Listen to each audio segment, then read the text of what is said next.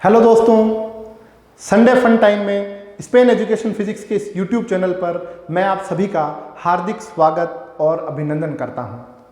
दोस्तों, इतिहास एक निहायत ही बेहद खूबसूरत और रुचिकर विषय है। ये हमें अपने पुरातन काल से जोड़कर आत्म अभिमानी बनाता है।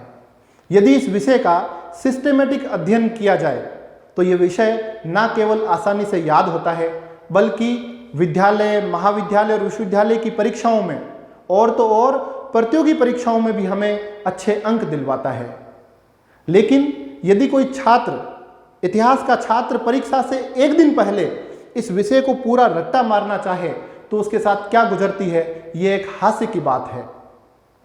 ऐसी ही एक हास्य की बात सुनते हैं इतिहास के छात्र से। ये इस कविता का शीर्षक है इतिहास परीक्षा, जो एक हास्य कविता है। इसके रचयिता कौन है मैं नहीं जानता, लेकिन सर्वप्रथम इस कविता के रचयिता को मैं करबद्ध प्रणाम करता हूं। आइए शुरू करते हैं। हास्य है, आप भी आनंद लें इसका। इतिहास परीक्षा थी उस दिन, चिंता से हृदय धड़कता था, जब से जागा था सुबह बस बायां नयन फड़कता था। इतिहास परीक्षा थी उस दिन, चिंता से हृदय धड़कता था, जब से जागा था सुबह बस बायां नयन फड़कता था।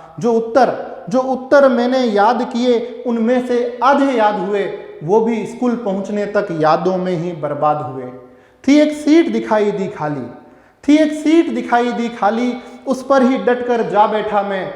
था एक निरीक्षक कमरे में, वह आया चिल्लाया ऐंठा, रे तेरा है ध्यान किधर, क्यों करके आया तू देरी है।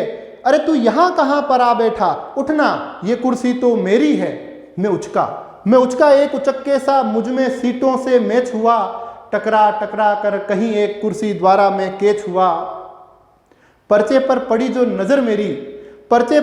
नजर मेरी तो सारा बदन पसीना था, मगर पर्चे से डरा नहीं, बस ये मेरा ही सीना था।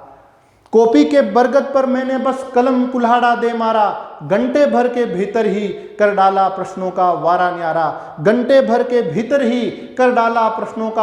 न्यारा।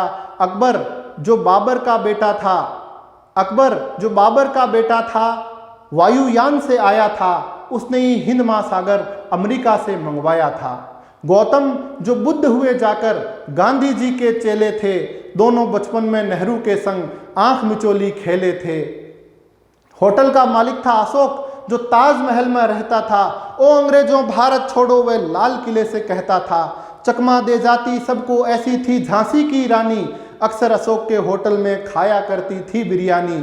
ऐसे प्रश्नों के चुन चुन कर मैंने पापड़ बेल दिए, बना उनके ऊंचे पहाड़ टीचर की ओर धकेल दिए।